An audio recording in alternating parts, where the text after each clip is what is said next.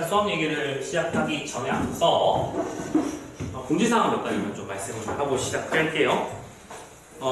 일단은 우리 오늘 수업하고 나면 이제 우리 12월까지의 일정은 2주가 남고 내년부터 이제 다음 그 2번을 끝내고 나면 1월 달 수업이잖아요, 그렇지? 그리고 1월 우리는 수업이 이어지는 거지만 동시에 3학년 시스템으로 넘어가는 거라고도 생각하면 될 거야. 그래서 이제 남은 것들 확정적으로 한 번 더 말씀을 드리고, 그것도 그건데 우리 이번 12월 18일 목요일에 고2 학력평가가 진행이 되죠. 그 학력평가에 관련해서 공지사항 하나 있어서 그것 좀 먼저 설명하고 시작을 할게요. 자, 일단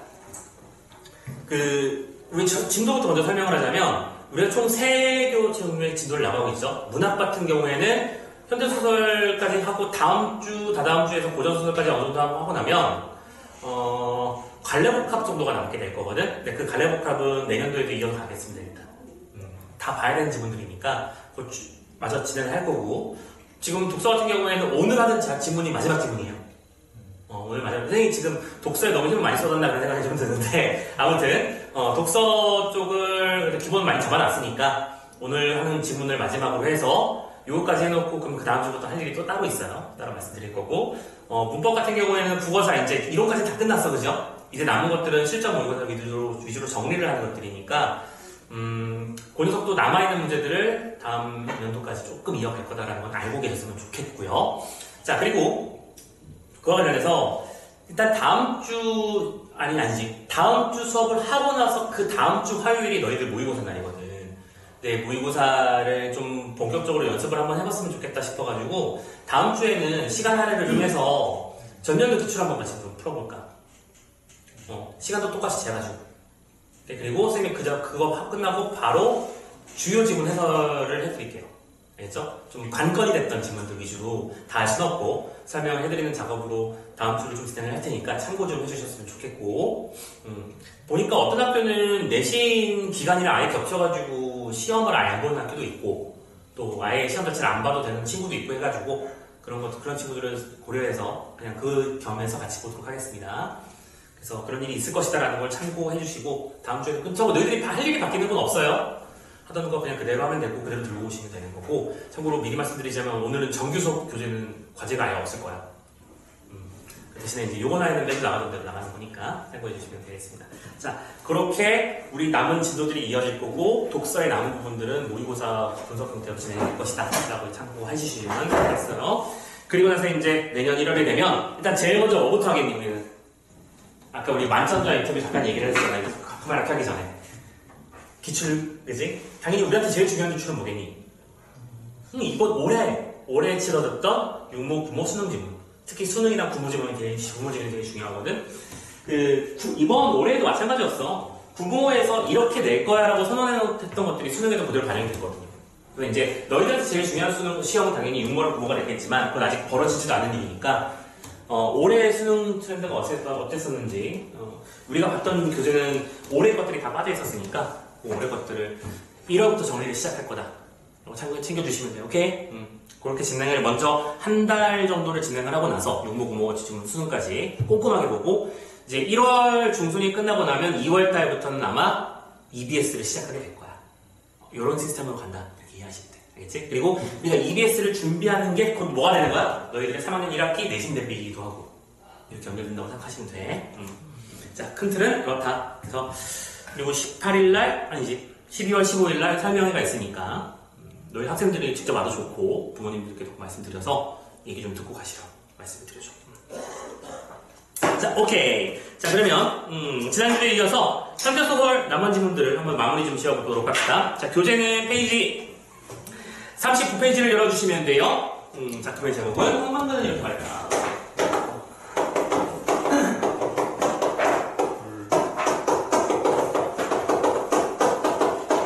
그나저나 이 황만근 이 작품을 처음 보는 사람 좀 들어줘. 나 이 작품 처음 봤어요. 별 확률이 높죠. 아마 내신 대비 때 교과서에서도 봤을 가능성이 높고. 근데 이 지문 이제 문제 풀어봐서 알겠지만 토끼 귀신 얘기도 처음이지 않냐? 교과서에 있었어요. 어디 있었어? 교과서에는 없고 쌤이 말해주셨어요. 학교 선생님께서? 네. 그게 이거야? 그게 토끼 귀신 지문. 그러니까 우리가 보통 일반적으로 황망근 이렇게 말했다 이 작품을 얘기를 할 때 일반적으로는 이 바보 황망근이 사람들에게 바보로 불려왔지만 얼마나 이타적인 삶을 살았고 얼마나 합리적이고 얼마나 올바른 삶을 살았는가 그런 것들을 말하는 작품이었던 거거든요. 자, 그런 부분 차원에서 여러분들이 아마 배운 내용은 있었을 텐데 문제 자체가 솔직히 어려운 세트는 아니야. 작품이 익숙한 것도 있고 근데 놀랍게도 이 문제 총 4개의 문제가 세트로 이루어져 있죠. 이 4개 중에서 오답률 1위가 첫 번째 문제야. 서술상 특징 문제라는 거지. 그 점이 좀 특징적이었던 문제 세트라는 거 알고 계시면서 하던 대로 합니다. 어쨌든 소설이 나오면 무슨 얘기를 한다? 인물, 사건, 배경이다. 이거 가지고 문제를 내는 거야. 문제 구성 다시 한번 확인해볼까? 첫 번째 문제 뭐 나왔어? 서술상 특징 나왔지. 그리고 이것도 요즘 트렌드는 어떻게 흘러가고 있다? 작품 전체 트렌드가 작품 전체의 특징을 묻는 게 아니라 특정한 부분을 나타나는 것만 확인하고 있다. 그죠? 기억, 니은 부분, 가로친 부분. 빨리 와. 이렇게 확인하고 있고요. 두 번째, 우리가 매번 보던 패턴에서 살짝 벗어났다는 표현 좀 그런데 여기서 번째 배경적인 문제를 냈죠. 그쵸? 지문 속에서 이 공간의 의미를 좀 정리를 해가면서 문제를 풀어야겠구나 생각하시면 되겠고 세 번째 구절의 의미를 파악하는 문제 나왔고요. 네 번째 보기 전용 문제가 나왔지. 그럼 이때 이 보기라고 하는 것은 굉장히 중요한 역할을 한다. 알고 있을 거야. 자, 황망근 작품 너희들이 너무나 익숙하게 많이 봤던 작품이기도 하고 그러다 보니까 오히려 이 두 개가 아니라 요전서과 연설 선물 조서 문제 세트를 구성한 게 보이네요. 자, 보기는 그럼에도 불구하고 어쨌든 미리 챙겨야 되는 녀석이니까 챙겨보도록 합시다. 페이지 39야. 자, 보기 읽어봅시다. 윗글은 민담적 요소를 적극하려고 하는 소설이야. 오케이, 민담적 요소. 말 나오기 전에 살짝만 좀 배경지식 하나 쌓아드리자면 이 성석재님의 작품이 가지고 있는 일반적 특징 그러니까 여러분들이 좀 봤을 만한 작품들 아니야 거기까지 얘기하지 말고 그 성석재 이 작가의 작품들 특징이 뭐냐면 농담의 미학 뭐 이런 식으로 표현을 쓰거든. 그러니까 약간 사건이 어떤 심각한 갈등 양상 속에서 쭉쭉 흘러가는 어떤 뭐 리얼리즘이라든지 그런 계열이 아니라 약간 비아냥거리고 해학성이 좀 높아. 그리고 그런 비아냥과 해학 속에 숨어있는 진짜 하고 싶은 얘기가 우리가 꼭 읽어봐야 되는, 찾아내야 되는 그런 요소인 경우가 많은데 여기서는 그런 요소 중에 하나가 또 민담적 요소를 가져온 거죠. 그러니까 누가 우리가 소설에서 그것도 현대소설이야. 그치? 이 얘기가 무슨 말도 안 되는 얘기도 아니고요. 최근에 우리가 농촌 가면 당장이라도 볼 수 있을 법한 그런 장면들이거든? 근데 거기서 갑자기 토끼 귀신이 나온다는 건 되게 특이한 일이 맞거든. 그래서 선생님도 수업할 때 이런 장면도 있어 막 이렇게 설명했던 그런 기억이 나요. 이 작품 설명할 때. 근데 나는 솔직히 진짜로 이 문제 낼 줄 몰라. 냈어? 우리 황망근 하면 핵심이 이거잖아. 알고 있겠지? 황망근이고요. 이 중심인물 황망근에 대해서 누가 마을 사람들은 황망근 홀대하죠. 바보 황망근 하면서 온갖 잡일과 심부름이나 불편한 일, 버거운 일들은 황망근한테 다 떠넘기는. 자, 그런데 여기서 누구만 외지에서 온 민심하는 황망근이 그런 사람은 아닌 것 같아 보이는데 그냥 바보가 아닌 것 같아 보이는데 그냥 누가 봐도 훌륭한 농부인 것 같아 보이는데 라는 생각을 하면서 이 둘 사이에 이 두 존재 간의 대립도가 나타나는 중심축이라는 걸 알고 있잖아. 그치? 자, 근데 그 작품 외에도 이런 걸 추가로 가져와서 하면서 얘기를 시작한 거야. 자, 그럼 민담적 요소라는 건 뭐냐? 바보 취급을 받는 황망근이 신이한 존재와 대면했으나 위기를 극복하며 의외의 승리를 거둔다는 비현실적 이야기는 민담적 특징을 잘 보여줘. 비현실적이야. 지금 이 작품의 바보는 누구야? 이 작품의 바보는 누구야? 황망근이야.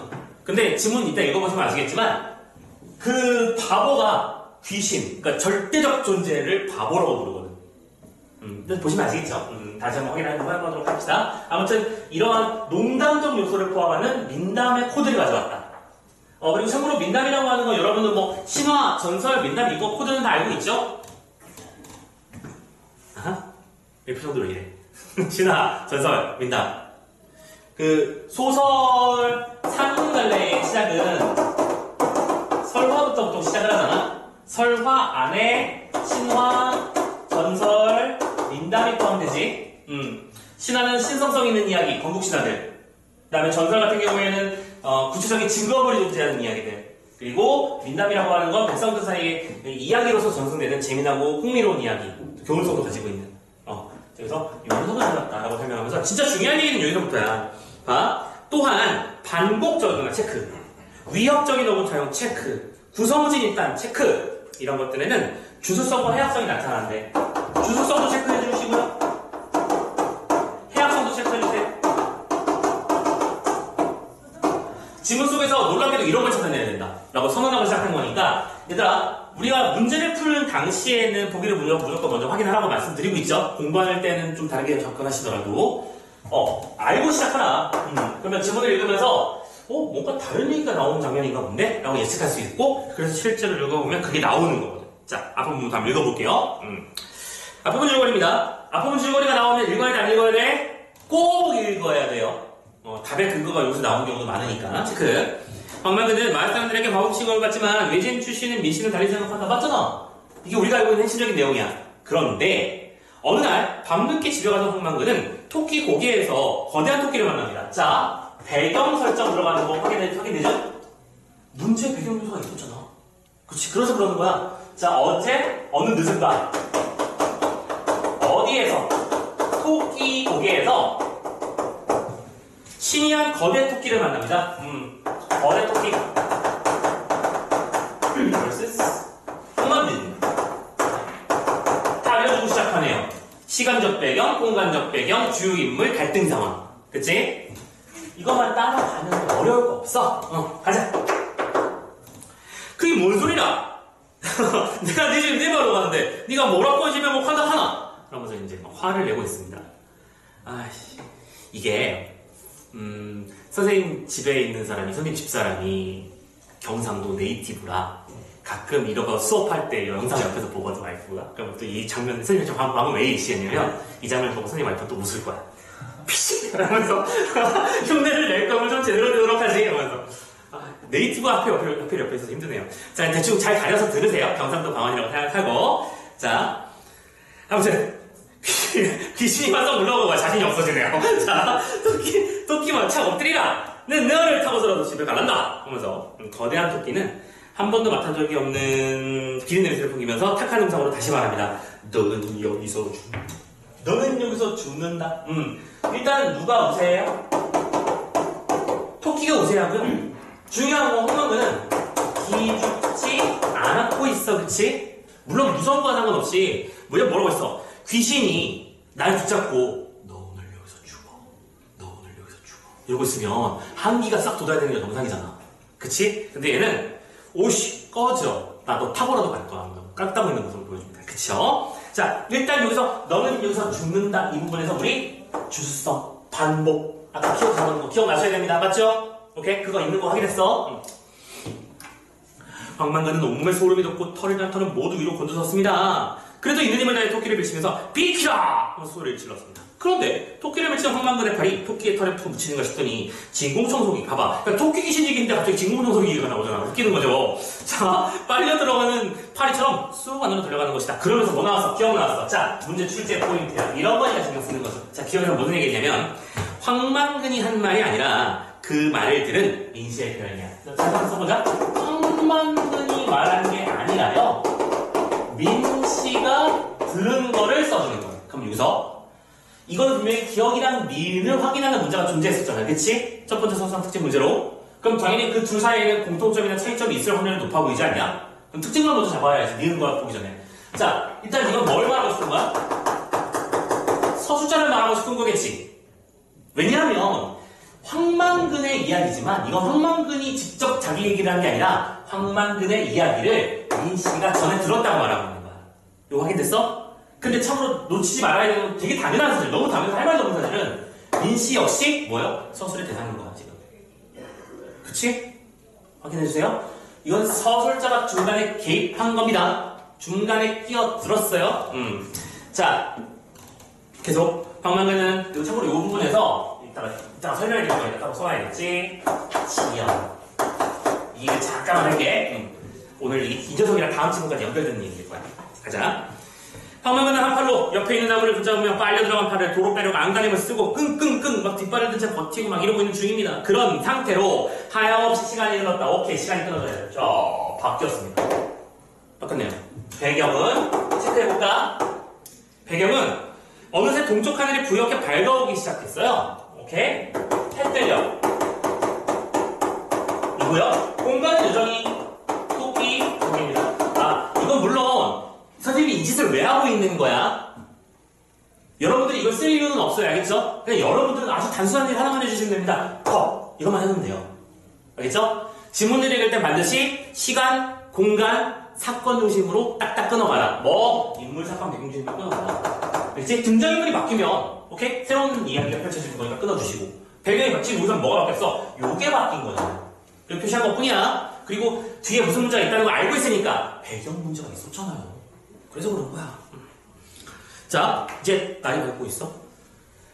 토끼는 황망근을 향해 너는 이제 살았다. 힘 빠졌어. 그래서 너는 이제 살았다. 밤새 이러고 있었던 거야. 그죠? 너는 이제 살았으니 나를 도와라 하고 말했습니다. 황망근은 오기가 나요.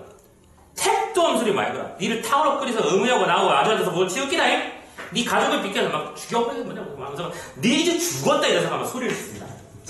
자, 배경이 바뀌는 상태에서 누가 우세가 됐죠? 됐죠? 그럼 이런 걸 보고 우리는 뭐라고 부릅니까? 상황이 반전되었다라고 부르죠. 어려운 건 없습니다. 그죠? 상황이 바뀌었어. 뭐 역전됐다라고 말하죠. 자꾸. 토끼는 다급하게 묻습니다. 야, 그러니까 어떻게 하면 네 팔을 빼겠느냐? 힘 빠졌어요. 황망근은 팔을 안 빼는 게 아니라 못 빼고 있는데 토끼가 그렇게 물어보니까 할 말이 없는 거야. 그러니까 황망근이 봤을 때는 되게 타당하고 되게 당연해 보이는 거. 오케이? 황망근이 동네 사람들한테 바보로 불리는 이유도 이거랑 일맥상통합니다. 왜? 본인이 봤을 때는 되게 타당하고 당연해 보이는 건데 마을 사람들은 그걸 황망근의 바보라고 부르는 거야. 왜? 고지식하게 살고 있는 거니까. 자기 이득을 챙기려고 노력하지 않는 녀석이니까. 그래서 가보자. 그래서 되는 대로 그냥 대충 왜 진이의 래퍼가 생각났나 보지? 소원 3가지를 주겠는데 안 보여줘. 하니까 소원이 뭐냐고 물어봐. 우리 어머니가 파축 할머니 같이 오래오래 사는 거다. 자, 소원을 말하면 소원의 대상이 일단은 역시 이타적인 인물입니다. 누구예요? 지금 할머니가 아니지. 파축 할머니처럼 우리 어머니가 오래오래 사는 거. 너무 착하네. 그쵸? 뭐 다른 스토리 알고 계시면 알고 계실 거야. 이 황망근의 어머니가 약간 좋은 멋진 캐릭터는 아니야. 그지? 황망근이 이제 자기 아까림 하게 되는 데부터 어머니는 손에 물 한 방울 안 묻히고 귀부인처럼 살잖아. 밥도 망근이가 해줘. 돈도 망근이가 벌어와. 오케이? 그리고 뭐 채비 해주는 것도 망근이가 해주고 모든 걸 망근이가 하다 보니까 엄마는 부엌에 들어가서도 안 돼. 배고파! 밥 쫙 해서 그런 어머님이나 근데 그럼에도 불구하고 어머니가 좋아. 그래서 어머니랑 같이 살게 되대. 이때 자 니은 나왔죠? 체크해야됩니다. 니은 가보자. 팥죽 할머니란 팥죽을 파는 할머니 혹은 늘 팥죽을 쓰고 있는 할머니 같은데 그 할머니가 누군지 어째서 오래 산다고 하는지는 민씨는 모른다. 팥죽 할머니라는 존재가 그냥 약간 민씨처럼 오가고 있는데 그거를 민씨는 모른다라고 말했어요. 자, 그러면 이제 눈치가 채지네. 기억과 니은을 가지고 하고 싶은 얘기는 몰라? 서술자가 중간에 갑자기는 아니지. 아무튼 툭 튀어나와가지고는 이야기를 갑자기 옆에서 설명해주고 있는 거야. 그래서 자, 우리 기억 니은 다 읽었으니까 잠깐만 문제 좀 해결하고 올까요? 첫 번째 문제 잠깐 확인하러 가보자. 자, 서술 효과입니다. 그럼 이 두 개가 뭐인가? 자, 답은 일단 쉽게 갔으면 좋겠어요. 1번 봐봐. 기억을 통해 민씨가 황망근에게 들은 말을 그대로 전하고 있는 거야. 잠깐만. 말장난이야 이거. 민씨가 황망근에게 들은 말을 그대로 전하고 있는 거니? 아니지. 그대로 전하는 게 아니라 지금 뭘 어떻게 가르쳤냐면 아까 그 말을 들은 민씨의 표현이다라고 서술자가 말했지. 그러면 서술자는 민씨의 표현을 다시 한번 각색해서 표현한 거겠네. 그쵸? 서술자가 제3자로서 존재하고 있는 거. 1번 답이 아니잖아. 2번 보자. 니은을 통해 황망근의 말을 전하는 민씨도 다른 인물처럼 서술자의 서술을 된다. 인물이잖아. 오케이. 확인됐죠? 그래서 정답이 2번이었던 거나. 답이 잘 안 보였었나 봐요. 그런데 선생님은 여기서 더 중요한 선지는 이 3번하고 4번 선지라고 봅니다. 이거 잘 봐. 중요한 얘기야. 자, 일단 선지를 읽어볼게. 기업과 니은을 삭제하면 황망근과 토끼의 대결 과정을 파악하기가 어려워지니? 잘 생각해봐. 민 씨가 그런 말을 했어요. 라는 말을 해주는 그 장면을 일부러 지우고서 읽는다고 생각해보자. 그러면 중간에 이야기가 끊어지지 않는 거지. 오케이? 이야기가 끊어지지 않는다는 얘기는 뭐 하는 거야? 쉽게 되는 거지. 끊기지 않기 때문이야. 쫙 이어지는 거니까. 4번만 한꺼번에 갈게. 기억과 니은은 토끼의 대결 과정에서 이 더 몰입해서 읽게 해주는 기능을 한다. 몰입한다? 이게 몰입이야? 아니지. 오히려 몰입을 방해해주는 거지. 무슨 말인지 이해돼? 자, 다시. 이 3, 4번 선지를 이거 다시 또 요거 넣었을 때 효과를 바꿔서 쓰지 않냐? 어려움이야, 이건. 왜? 뭐기 때문이야? 끊기 때문이지. 그렇잖아. 만약에 예를 들어 선생님이 지금 막 게임을 하고 저를 롤을 하고 있어. 오늘 승급전이야. 그리고 여러분 5명이 국형쌤의 승급전을 옆에서 그 온라인으로 보고 있는 중이야. 자, 요 타이밍에 지금 궁 써가지고 막 사람들이랑 막 함사 싸우면서 와! 하고 열광해야 되는 그 타이밍인데 갑자기 서술자가 자, 여러분 여기서 이 궁을 쓸 때 필승전을 한번 말씀드리겠습니다. 지금 우리 형준 플레이어는 저기서 궁을 바닥에 예측샷을 날렸는데요. 자, 저건 좋지 않습니다. 일반적으로 예측샷은 성공률이 낮기 때문에 대상을 직접 클릭하는 방식이 좋죠. 막 이런 식으로 설명한다고 치자. 그럼 생각해보자고요. 이거는 이제 캐스터에 비유를 한 거지만 막 집중해서 오 하고 있는데 갑자기 자, 저 방식은 과연 옳은 걸까요? 라고 말하는 게 우리한테 도움을 주는 거야? 방해를 하는 거야? 그럼 여기서 방해한 거지. 그렇잖아. 이성 숫자가 갑자기 태어나서 몰입을 방해했고 이야기가 끊어지도록 만드는 거는 일종의 장치야. 뭐예요? 지연 장치. 이야기의 흐름을 지연시키는 효과입니다. 이해되니? 요 말 잘 기억해라. 지연시키는 효과가 있다라는 생각을 들고 말씀드리는 거라고 말씀드렸어. 오케이. 아무튼 우리가 보통 장면이 지연된다, 그러니까 지연된다라는 말 나온 김에 또 한 가지 배경 지식 하나 한번 쌓자. 중요한 거니까 팁을 얻어야지. 자, 요 얘기 나온 김에 우리가 문제 풀 때 서수상 특징 문제와 관련해서 또 기억하셔야 될 만한 중요한 말이 뭐냐면 속도야. 지연도 속도의 개념이잖아.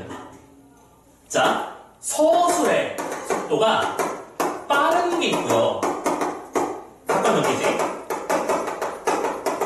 느린 게 있습니다. 그럼 언제 빨라지는 거고 언제 느려지는 걸까? 빨라지는 방법은 뭐겠니? 끊김이 없고, 오케이? 끊음이 없고, 또 요약적으로 지시할 때. 오케이? 서희는 오늘 소개팅을 가기 위해 한껏 차려입고 길을 나섰다. 이러면 되는 건데, 자, 그럼 그게 느림일 때는 어떻게 될까? 바로 대사나 행동 같은 걸 집어넣어. 아니면 이걸 맞춰 쓰자. 서술자가 중간에 들어가서 막 해설을 해준다거나 아니면 이건 이 말은 근데 적절하지 않다. 안 그러는 경우도 있어요. 대사나 행동을 되게 구체적으로 보여주는 거는 서술 속도가 느린 거예요. 그치? 서희는 일단 머리부터 확인해 보기로 했다. 막 머리를 이렇게 했다가 누나 나 오늘 괜찮은 것 같아? 이따가 친구 오케이? 그런 일을 하고 있으면 그냥 준비하고 나갔다가 아니잖아. 사건이 쭉쭉 끌리는 거죠. 이해됐죠? 그러니까 요걸 기억해. 요약하는 건 속도가 빠른 거야. 알겠지? 그리고 대사나 행동이 나타나 있는 건 속도가 느린 거야. 이건 좋다 나쁘다의 개념이 아닙니다. 완급 조절에 해당하는 거니까요. 이해됐죠? 자, 이거 말 나온 김에 한번 설명해 드리는 거예요. 그리고 여기 말씀드리는 속도가 빨라진다, 속도가 느려진다, 지연되었다, 몰입을 방해한다, 끊긴다 이런 식의 말들이 우리 앞으로 푸는 문제들에서도 여러 번 나타나게 될 거야. 알겠죠? 이게 무슨 뜻인지 알아듣고 가자. 어려운 건 없어. 먹어봐. 자, 계속. 그래서 3, 4번 확인했고 5번은 너무 할 말이 없네요. 그죠? 황만근이 민씨한테 들은 게 아니라 민씨가 황만근에게 들은 거야. 됐지? 넘어가자고. 자, 그러면 계속 이어가 봅시다. 수원 첫 번째는 아무튼 파축 할머니 가치. 근데 그 파축 할머니 가치가 뭔지를 설명하고 있는 거야. 알겠지? 갑자기 딴 설명을 들어가서 몰입을 방해하고 끊는 효과가 있었어.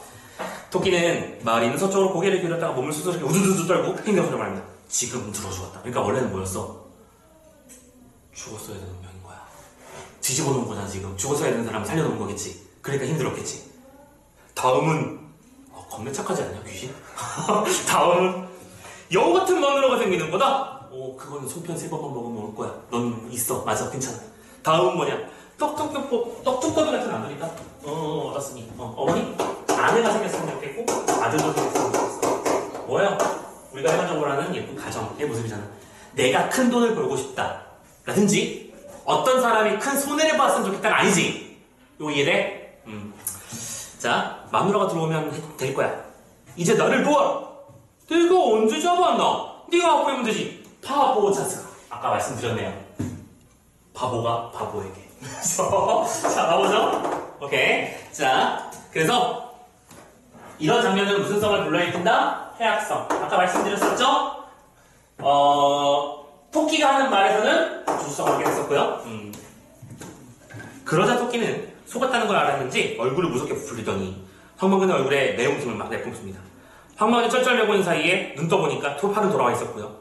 황망근의 주변에는 토끼털이 무수히 떨어져 바늘처럼 반짝반짝하고 있는 중이었습니다. 오케이. 자, 황망근은 제대로 숨쉴 겨를도 없이 지구로 왔습니다. 여기다 그냥 미아서 밑에 이었을게요.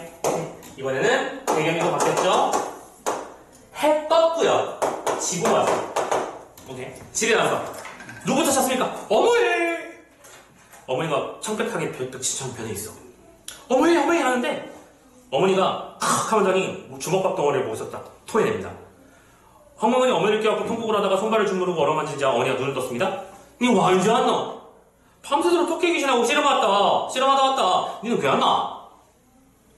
보통은 못 믿잖아. 그치? 이게 무슨 얼빠진 소리를 하고 있으면서 할 일 같은데.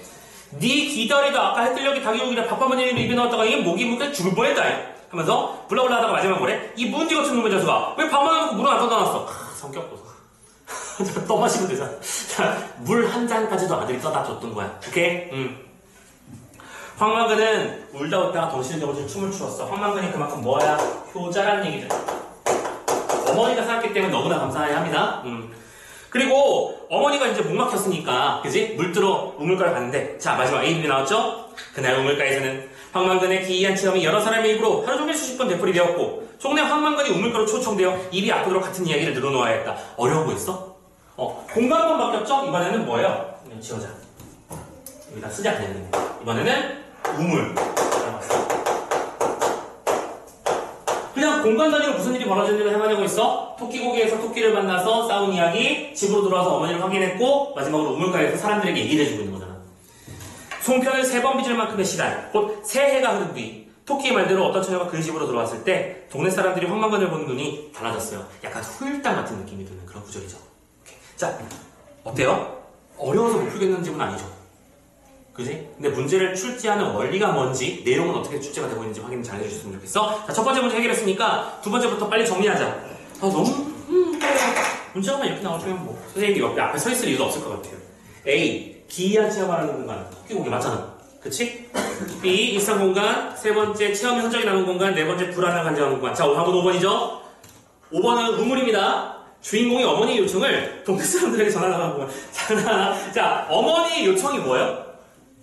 물 떠와라. 그럼 물 떠오라는 얘기를 동네 사람들한테 전하고 싶었던 거야? 아니잖아. 근데 이 선지도 우리는 웃으면서 푸는 거지만 급하게 풀면 뭐가 안 보인다? 어머니의 의의를 제대로 못 보는 거야.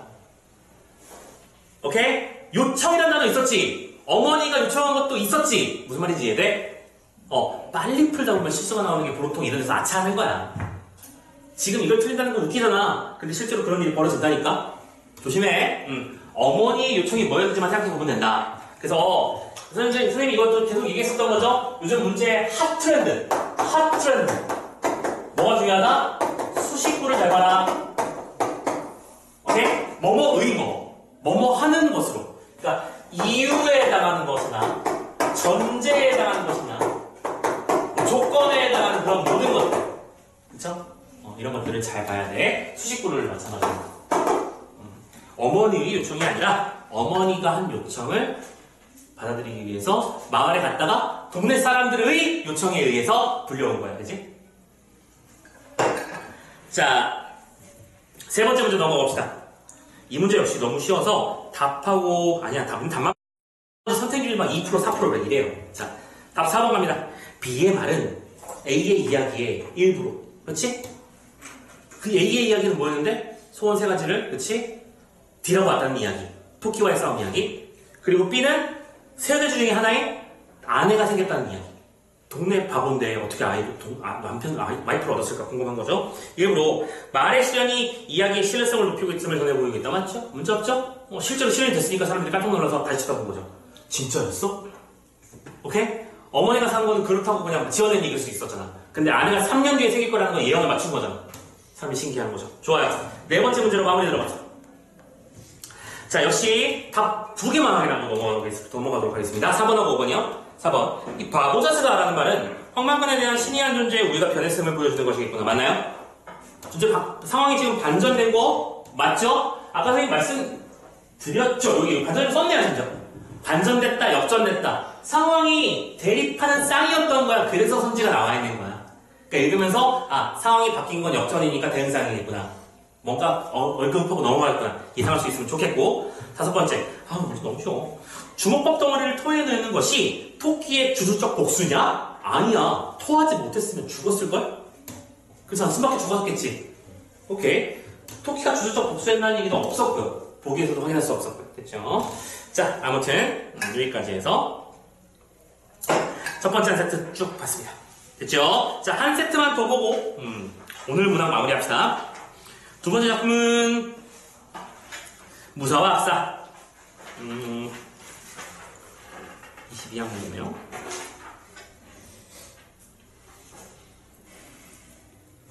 정답을 바로 쓸까요?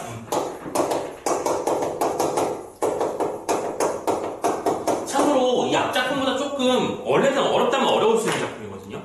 황만관은 이렇게 말했다도 그랬고 이 작품도 마찬가지고 전부 다 EBS 연계 작품이었습니다. 연계해서 이렇게 등장했는데 자, 문제에서 뭐 나는지 눈으로 관측해볼까? 또 당연하게도 A의 서술상 특징이야. 그치? 자, 그런데 선생님은 이렇게 말할게. 첫 번째 문제, 이 서술상 특징 문제는요 5초 안에 못 풀면 문제 있는 겁니다. 너무 과감한가? 5초 안에 풀 수 있어야 돼? 왠지 이해됩니까 혹시? 서술자가 내부에 있냐 외부에 있냐, 이거 우리 뭐라고 불러? 서술자의 위치. 서술상 특징에서 우리가 말하는 몇 인칭? 1인칭이나 3인칭 얘기하는 거잖아. 알고 있지? 서술자가 내부에 있는 건 몇 인칭이야? 1인칭이야. 서술자가 외부에 있는 건 3인칭이야. 서술자가 내부에 있으면 어떤 글자가 존재할 거야, 소설 안에? 그렇지. 됐어? 그런데 왜 이게 없을 것이냐면 이 작품 연결에 스토리가 어떻게 되고 중심인물이 누군지 알고 있으면 이 작품은 무조건 답이 1, 2번 안에 가면서 시작해야 되는 거잖아. 알겠어요? 그리고 이게 객관적으로 설명하는 건지 간접적으로 설명하는 건지는 이제 지문을 그러니까 지문을 안 읽어도 풀 수 있는 문제이기 때문에 연계를 공부했다면. 오케이? 근데 안 읽어서 푸는 건 되게 위험해. 모든 작품이 처음부터 끝까지 서술자 시점이 일관되게 유지되는 경우라고 말할 수는 없으니까 확인을 하고 넘어가셔야 되지만 어쨌든 기본적인 특징은 알아두셨으면 좋겠고요. 두 번째, 서사적 특징, 그러니까 구절의 의미 파악하는 문제. 세 번째, 소재에 대한 의미 파악하는 문제. 마지막 네 번째, 동일시 얘기. 오케이. 자, 이 보기도 당연히 문제 출제용 보기겠지만 당연히 여기서도 정보를 주고 시작하겠죠. 정보 파악하러 가볼게요. 가보자. 사람들은 존경하거나 사랑하는 사람을 닮아가며 그 자신을 동일시하는 경향이 있습니다. 한 사람이 있고 어떤 사람을 닮고 싶은 어떤 사람이 있어. 그러면 우리는 이 과정에서 뭘 하게 된다? 동일시를 하게 돼요. 참고로 동일시의 대표적인 예가 덕질입니다. 그 사람이 내가 예를 들어 뭐 해볼까? 예를 들어 뉴진스의 팬이야. 그러면 뉴진스의 로고가 새겨진 노트북이니까 사는 거야. 뉴진스 멤버들이 입었던 옷을 내가 입을 수는 없으니까. 그 옷은 아니고 뭐라고 하지? 브랜드 이미지를. 그 토끼 그림이잖아. 아무튼 간에. 예쁘게 만들긴 하더라. 그 LG 이번에 그램이라는 게 제품이 노트북이 있는데 뉴진스 에디션이 나왔었잖아. 반짝반짝하더만. 뉴진스는 잘 몰라도 반짝반짝하더니 예쁘긴 하더라. 아무튼 그래. 그러니까 그 사람이 하는 행동, 그 사람이 보여주는 어떤 모습, 그런 것들을 따라하려고 하는 게 보이시고, 우리는 그런 것들을 따라하려는 게 그런 마음 때문에 하는 것이다. 말씀드리는 거예요. 자, 이를 통해 심리적 위안이나 성취감을 느끼기도 하지만, 자, 동일시를 하면, 위안을, 성취감을 느낄 수도 있지만, 반대로, 그 상대로부터 외면받거나 그가 부재한 상황에서는 마음의 상처를 입기도 합니다. 상처는 또 누구야? 상처. 대일상이네요, 그죠? 자, 동일시대 때 상처가 벌어지고, 이때 동일시대 상태를 부정하거나, 이건 상처를 입었을 때 얘기하는 거야, 그렇지? 상처를 입게 되면 우리는 뭘 하게 되냐면, 첫 번째, 부정합니다. 그럴 리가 없어. 그리고 두 번째, 자기가 외면당하지 않았다고 자신의 처지를 합리화하기도 합니다. 합리화. 아이, 뉴진스가 지나가길래 사인 좀 해달라고 인사했는데 쌩 갔어. 아니, 날 못 봤겠지. 못 봤을 수도 있잖아, 그치? 자, 그리고 세 번째, 또 관심을 다른 데로 돌려 그 상황에서 아예 벗어나고자 한다. 벗어나면 진짜 아예 관심을 다른 데로 돌려버리는 거야. 됐죠? 우리는 세 가지 행동을 합니다. 그러니까 참고로 이런 지문이 전형적인 심리학 지문인데, 진짜 심리학? 이게 생각보다 많이 나오는 내용이에요. 그러니까 이걸 말하는 게 아니라 심리학과 관련된 내용들. 소설에서는 어떤 인물의 행동, 정서 특징 파악하는 문제잖아. 그러니까 이건 실은 뭐냐면 인물의 정서나 태도를 파악하는 문제에서의 연장선이야. 우리가 해야 되는 중심인물이 누군지 알고 거기에 대한 연결관계를 따지는 건데, 봐봐. 무사화학사에서 기범이 보이는 기행과 궤변은 일규를 동일시하는 사람들을 의식한 데서 비롯하는 것으로 볼 수 있어. 아, 이 구조는 이거야. 작품의 등장인물 기범이 있고요. 기범은 일규라고 하는 멋진 친구를 동일시하려는 의도에서 그랬던 거 아닐까? 이 구조를 한번 이해해보자. 그걸 바탕으로 작품을 한번 읽어봐 라고 말하고 있는 거야. 자, 그리고 이제 본문으로 넘어가 보자. 제가 아까 말씀드렸지만 우리가 2월달부터는 EBS를 볼 거라고 말씀드렸잖아. 그럼 EBS 본다라고 하는 개념은 작품들을 볼 때 이런 내용들을 인물, 사건, 배경 중심으로 정리한다는 뜻이기도 한 거야. 그래서 그 정보를 살짝만 말씀드리자면, 이 작품에는 나라야. 나는 세모로 써볼까요? 나라는 존재가 기범과 일규라는 인물들의 삶을 옆에서 관찰을 지켜보며, 특히 이 작품에서 중심인물에 해당하는 기범이라는 인물이 되게 독특한 삶을 살았는데, 그 독특한 삶의 양상을 어떤 규명하는 내용을 가지고 작품이 시작됩니다. 자, 이 앞에 생각된 사건은 이런 거예요. 이 셋은 초딩 때부터 친 거야. 작품에 문제 푸는데 정형을 주는 건 아니지만 배경은 그냥 참고만 해서 들어주세요. 이 세 사람이 학교 다닐 때가 일제강점기였거든. 근데 이 일규가 되게 뭐랄까 모범적인 친구야. 리더십도 있어. 그래서 친구들이 많이 따르고 굉장히 뭐랄까 모범 청년 같은 느낌으로 팬도 많고 그런 일규가 있었는데, 그런 일규가 제안을 합니다. 자, 졸업식 날인데 앞에 교장이 이제 훈화 말씀을 하시겠지? 그리고 교장이 옆에 이제 순사들이 막 칼차고 서 있을 거야. 일제강점기가 누차말하는 말씀드리지만, 지금 너희들 선생님이 칼차고 들어온다는 게 이해가 되냐? 말도 안 된다고 생각하잖아. 근데 그때는 말이 됐어. 아니, 갑자기 또 딴 얘기지만 엊그제 보니까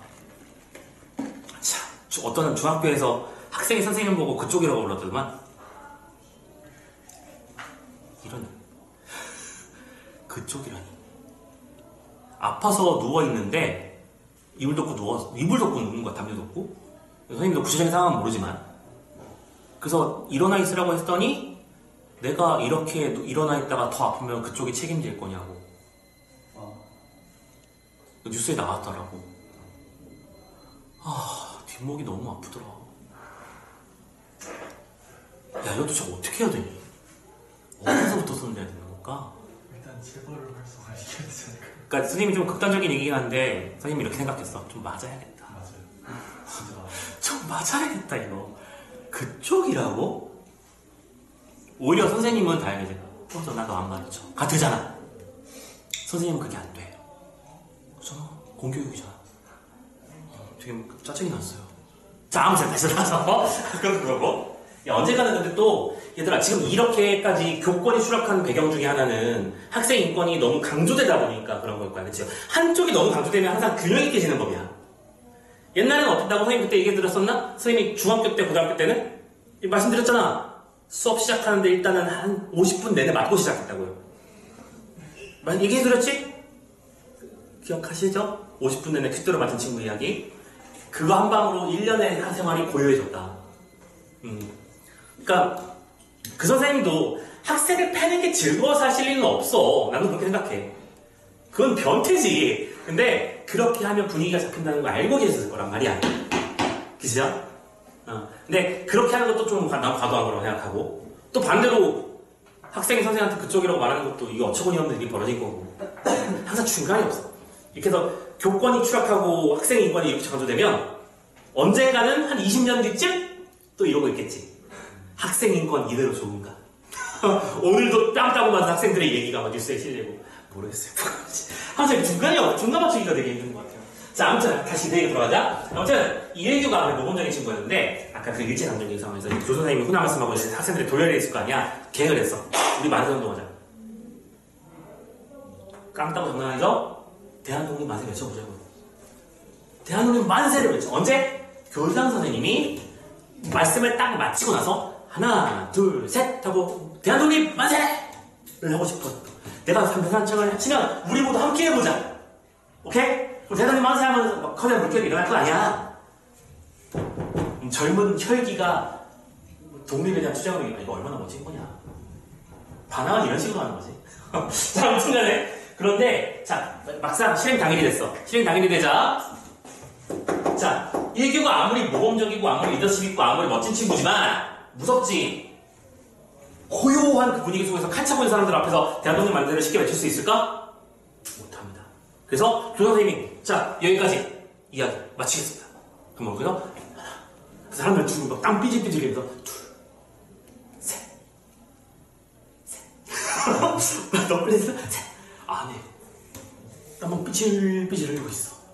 그 순간에 갑자기 비범이가 정말 생뚱맞게 대한독립 만세를 외쳐. 쩔죠? 대한독립 만세. 그러면 당연히 교장 선생님이나 사람들이 저 새끼 뭐야 이거 하면서 휘둥그려서 쳐다봤겠지? 오케이? 근데 그 다음 멘트가 더 웃겼어. 대일제국 만세. 황제 폐하 만세를 외친 거 그 다음에. 그래서 내선 일체 만세를 외쳤어. 뭐요? 대한민국도 만세, 일본도 만세, 우리 모두 만세. 이렇게 하면서 그냥 씩 웃고 넘어간 거야.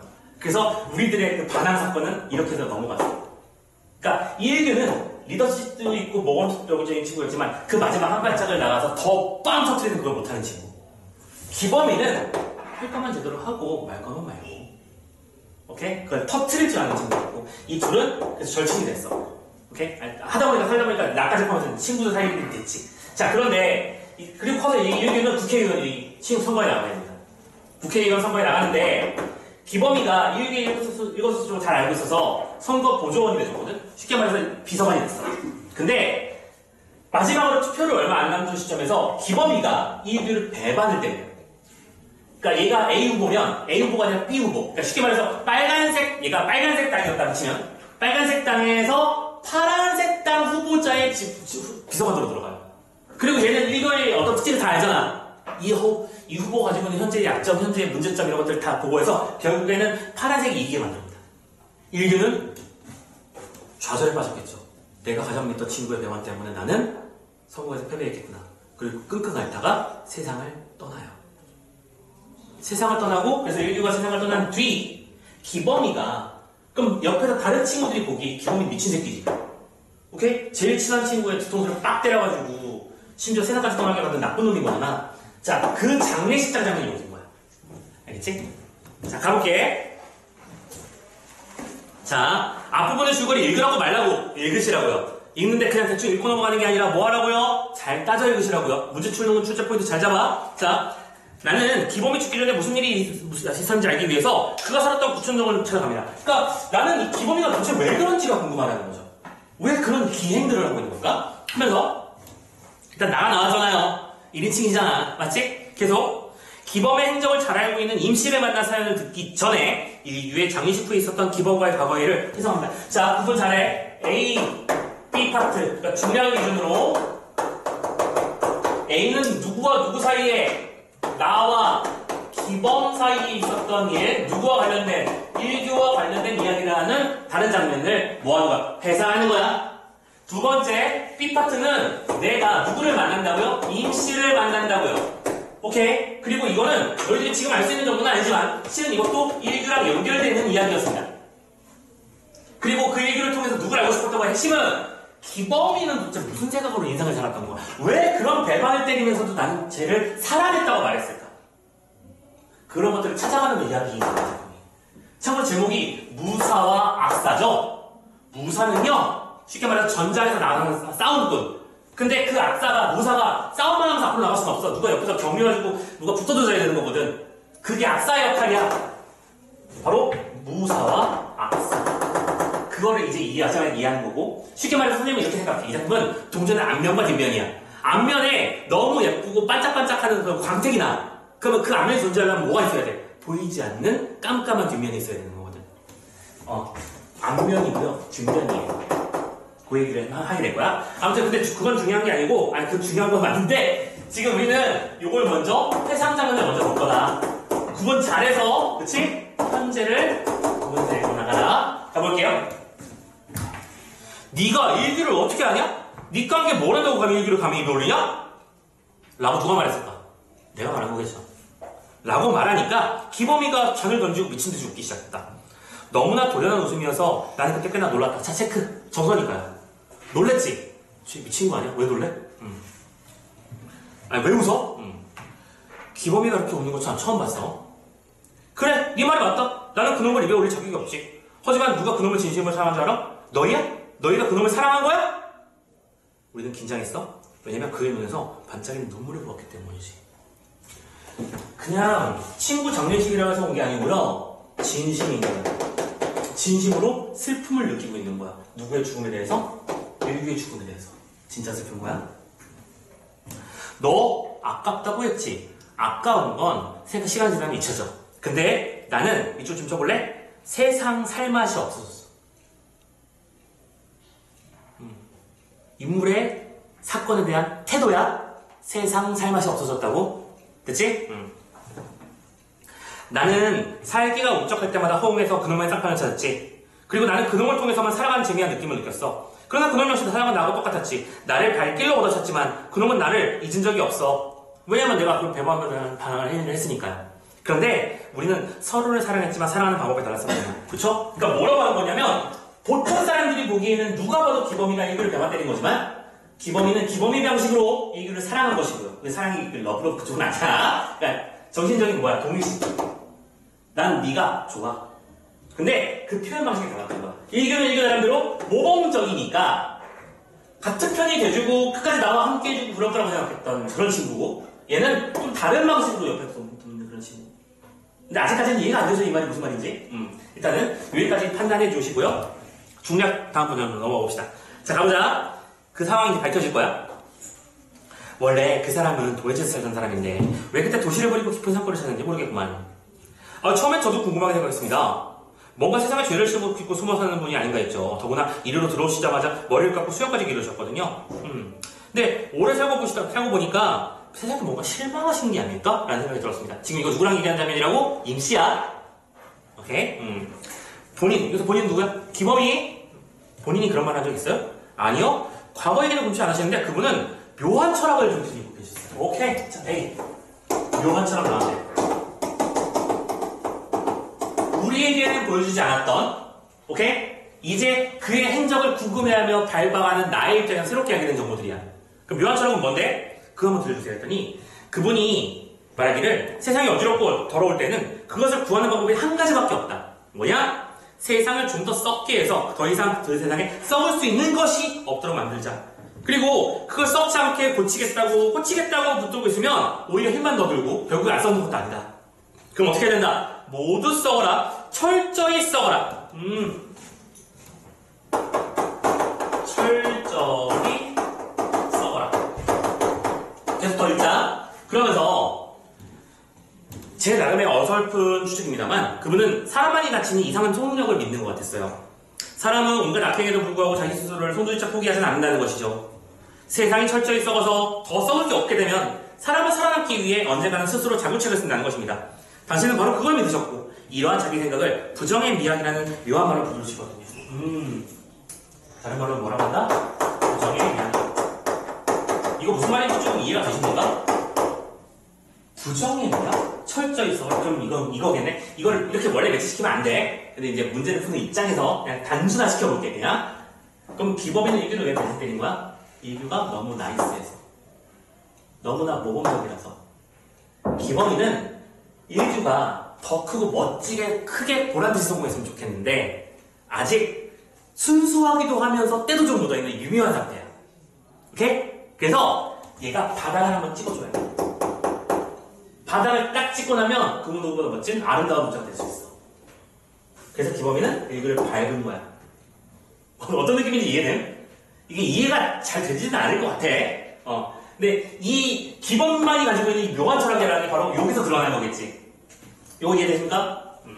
자, 밟아버리는 거야. 그래서 이제 이 친구도 나랑 똑같은 얘기를 하네요. 너는 가슴한구 지역에서 뭔가 진동을 느꼈어. 이게 바로 기범이를 이해하는 열쇠가 아닐까? 헌데, 그 온갖 기행이나 궤변들이 이제 뭔가 질서가 어렴풋이 늘어나는 거야. 그러니까 그동안은 기범이를 가만히 보고 있으면 저게 제정신인가? 천에 없는 친구였다가 갑자기 배신을 때리질 않나? 배신 때렸다가 또 천연덕스럽게 웃고 나를 보면서 웃어주질 않나? 저 새끼는 뭐지? 라는데 그게 부정의 미학이라는 그 녀석만의 세계관이었구나. 이제 이해하게 되는 거야. 그러면서 근데 그런 친구가 왜 여기 살았대요? 했더니 뭐요? 악기 쓰던 친구 한 분이 세상을 버리고 있었다고 충격받으시고 여기 오신 거 아닌가? 그럼 악기 쓰던 친구는 누구겠어? 일규겠지. 그치? 그냥 얘는 미련한 놈이라고 불렀대요. 오일규 맞습니다. 오일규의 장례식 이후에 기범이가 격렬하게 짓거리던 저 시끄럽던 요설들이 생각납니다. 기범은 어쩌면 그때 세상을 등질 결심했는지도 모르고 아니 그는 얼마 후에 내 앞에서 깨끗하게 사라져버렸습니다. 그 친구가 죽은 후로 왜 세상을 등졌답니까? 세상 살 재미가 없어졌다고 아까 태도 확인했던 거 보이시죠? 그러고 나오죠 다시 세상 살 재미가 없다고. 왜? 내가 긍정하는 인물, 오케이? 긍정하는 인물로부터 난 지금 뭘 얻은 거야? 뭘 받은 거야? 상처를 입는 거야 지금. 오케이? 상처를 입었으니까 벗어나버린 거네. 이 친구는 벗어남을 택한 거겠네, 그치? 그러면서 뭐 했대요? 미련한 놈이 죽었으니까 자기도 앞으로는 미련하게 살 밖에 없노라고 하셨습니다. 당신이 미련하다고 말씀하시는 건 우습게 들리시겠지만 착한 일을 뜻하시는 것이었어. 그러면 뭐예요? 기범이는 일기로 어떻게 생각하냐? 세상 착한 녀석이야. 근데 저 착한 녀석이 헌지 막 국회의원 서로 모략과 그 정책 토론이란다. 정책 모략 막 중상 모략 이런 것들이 횡행하는 그런 정치판에 뛰어들면 쟤 쉽게 못 살 것 같은데 내가 한번 애를 더럽혀놔야겠어. 오케이? 그런 느낌이었어. 근데 얘는 그걸 너무 깨끗한 친구라서 그걸 못 버틴 거지. 그래서 얘 친구가 세상을 떠나니까 이제 그러면 그 미련한 일을 이제 내가라도 이어줘야겠구나. 동일시라고요. 알겠죠? 그래서 이제 전혀 다른 장소에 가서 착한 일만 하고 산다는 얘기가 그 다음에 나오는 거죠. 남들을 위해서만 살았다잖아. 오케이? 누가 다치면 도와주러 가고 누가 어려운 일을 겪고 있으면 도와주러 가고 평소에 기범이라고 생각도 못했던 일들. 자, 이제 마지막 A구절만 읽고 마무리 지을게. 나는 다시 기범이 짓거렸던 과거의 요설들이 생각난다. 세상을 항상 역으로만 바라보던 그의 난해성이 또 한번 나를 혼란스럽게 만든다. 그는 어쩌면 이 세상을 역순과 역행에 의해 누구보다 열심히 사는 것 같고 악과 선은 등과 배가 서로 맞붙은 동질의 것인지도 모른다. 악과 선 중 아무것도 믿지 않았고 오히려 믿을 것이라고는 세상에 아무것도 믿을 것이 없다는 사실뿐. 선생님 아까 이걸 동전의 앞면과 뒷면이라고 표현을 말씀드렸죠? 오케이? 앞면이 있어야 뒷면도 있는 거 아니겠습니까? 그럼 뒷면이 있어야만 앞면이 존재하는 거겠죠. 일규라고 하는 나이스 가이가 있으려면 뒤쪽에 기범이라고 하는 배드 가이가 있는 거죠. 무사가 있으니까 악사가 있는 거고요. 그런 거야. 그래서 그와 올리규가 맞부딪혔을 때 올리규가 해체되는 것은 너무나 당연하지. 그렇지. 왜냐면 악과 선이 부딪히면 일단 먼저 승리를 하니까. 당장은 이기는 거니까. 그래서 너무나 당연하고 그것은 가장 귀한 삶이고 가장 올바른 삶을 해체시키는 역설적인 얘기인 것이다. 그래서 지문이 일단 마무리 지어져 있네요. 되셨나요? 오케이. 자, 지문 내용 여기까지 봤습니다. 자, 자, 선생님이 중간에 이제 여러분들 지문을 풀기 시작하기 전에 이 얘기들을 전반적으로 배경 얘기를 해드렸죠. 그럼 배경 얘기를 알고 있는 상태에서 이 지문을 갖다면 훨씬 더 쉽게 풀었을 뿐일 거야, 그지? 그렇다고 여러분들이 지금 이 문제를 못 풀 이유는 당연히 없을 겁니다. 특히 첫 번째 문제, 선생님 아까 말씀드렸어요. 3, 4, 5번은 지우고 가야 될 거 아니야, 얘들아. 오케이? 볼 필요도 없어. 실전에서는 볼 필요가 없는 거야. 그럼 1, 2번만 판단해. 이야기 내부서 숫자가는 똑같이 나와 있고요. 1번, 인물의 행동을 객관적으로 서술할 때, 객관적인 지금 이게? 아니지, 엄청 주관적인데? 내 생각에 따른 기범이의 인생이잖아. 자, 그럼 답은 2번이겠지. 인물, 기범이에 대한 평가를 관념적으로 서술하는 거 맞잖아요. 저걸 묘한 철학이라고 불렀잖아. 자기 나름대로. 됐죠? 됐지? 그런데, 그럼 3, 4번은 버려도 되는 거야? 아, 공부하는 사람이 3, 4번을 왜 버려? 얘들아, 그리고 특히 4번 선지 뭐야? 선생님 아까 이거 나올 거라고 안 나올 거라고 했었냐? 나올 거라고 했었죠? 지연 보이십니까? 바로 다음 연도에 다음 모평에 지연이라는 얘기를 또 써먹고 있는 거 보이시죠? 지연이란 말이 나왔을 때 그냥 지연 됐구나, 그냥 속도가 느리구나 하고 넘어가지 마시고, 문제 풀 때 속도가 느리다라는 것은 이런 것을 말하는 것이다. 속도가 빠르다는 건 이런 것을 뜻한다. 속도가 느릴 때는 이런 일이 벌어지는 것이다. 이런 경우에는 지연이라는 말을 쓰는구나. 이런 걸 이해해 놓으시라고요. 답은 아니었긴 하지만 전개를 지연시키며 서술한다 라고 말하면 사건의 배경 정보라든가 주변 정보를 주면서 이야기를 끊는 걸 말하는 거겠구나. 이렇게 예측할 수 있어야지. 됐어? 자, 첫 번째 문제는 그렇게 확인해 드렸고요. 두 번째 문제 넘어갑시다. 역시 문제 간단해요. 자, 바로 4번 갑니다. 장난해? 리얼. 약속을 곧바로 실행에 옮긴 행위에 대한 놀라움을 드러낸 표현인데, 지금 약속을 곧바로 실행한 거야? 야, 너희들 앞에서 사료주 줄게 하면서 바로 지대로 간 거 아니잖아. 판단한 기준도 없고, 그리고 거기에서 놀라워하는 것도 아니고요. 됐죠? 넘어갑시다. 자, 세 번째 문제. 이것도 선생님이 한번 말씀드렸지만 스피드 문제입니다. 스피드 싸움이어야 돼요. 봐봐. 1번, 묘한 철학에 대한 나의 이해는 기범에 대한 나의 인식이 전환되는데 기여를 했죠. 전환됐습니까? 네, 전환됐죠. 처음에는 나쁜 놈의 새끼, 네가 여기를 어디로 찾아와 했잖아. 이규를 여기 장례시장에서. 근데 지금은 이 녀석은 그런 의도에서 그런 행동을 한 거겠구나. 이 녀석이 사랑한다는 건 그런 뜻이었던 거구나 라고 이해하기 시작한 거잖아. 답이 1번이야. 오케이. 근데 베스트 오답이 4번이에요. 우리는 4번을 조심해야 돼. 그럼 도대체 4번을 왜 찍었을까? 볼까?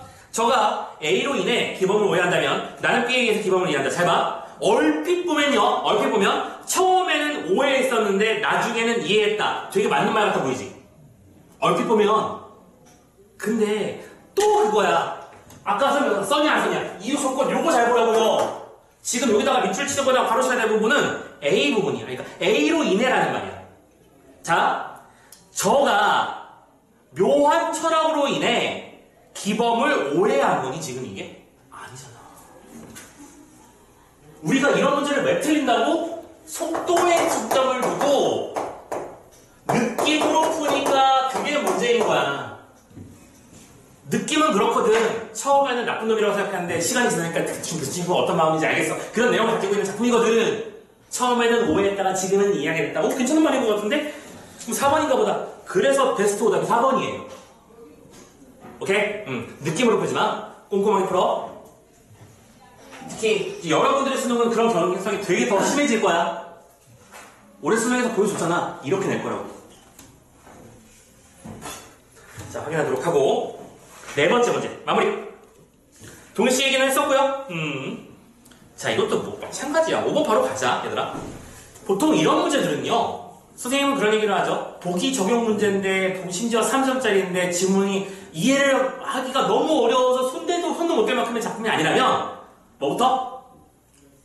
5번부터 보세요. 진짜로.